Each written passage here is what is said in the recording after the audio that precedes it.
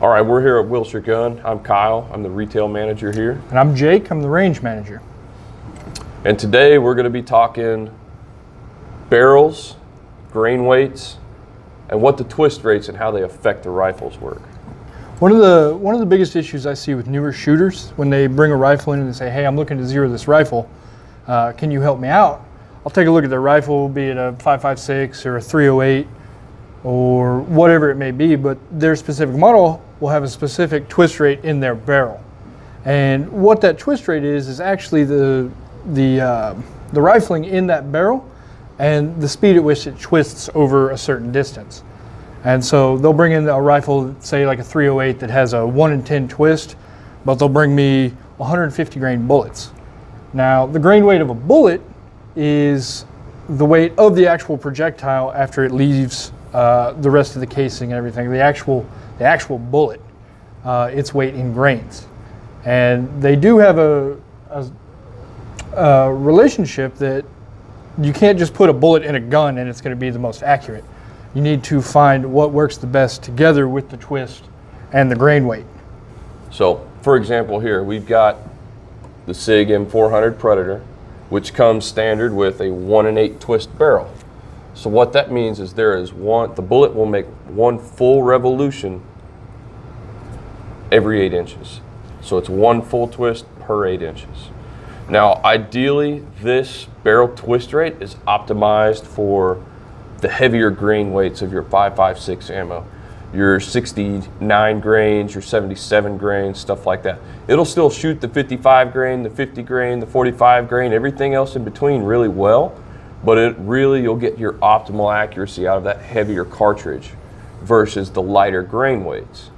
The reason being that is there's a lot heavier bullet being stabilized by the twist. So like if I put too light of a bullet in a super fast twist rate, which would be like a 1 in 7, a 1 in 8, it's not going to be as accurate because it's going to be basically over rotated.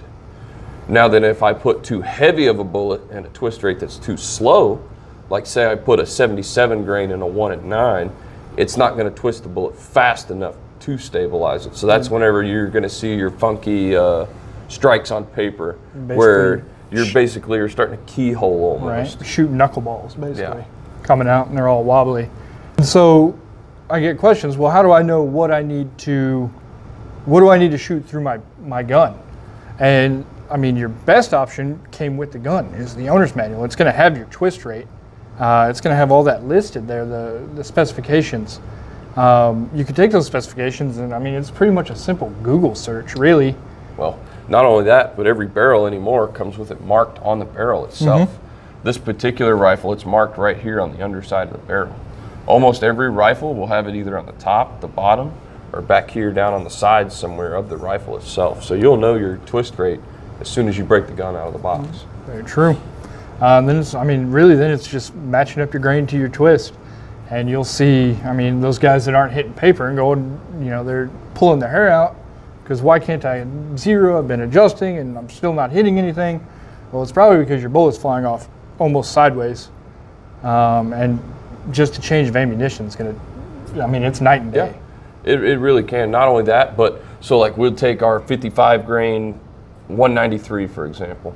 It's made to, at best, the way the military does it, and that's what this is it's a replica of that ammo. It's made to hold a 3 MOA group. So what that means is it's made to hold a 3-inch at a 100-yard group. That's the best it does. It's made out of, I'm not going to say it's the best primers, powder, brass, or the bullets themselves. Whereas like if we jump over into our 77 grain open tip match ammo or the Mark 262, it carries matched brass, matched primers, matched powder. Not only that, but it sports a 77 grain Sierra Match King bullet, which is just all in around going to make for a much more accurate, much more consistent round.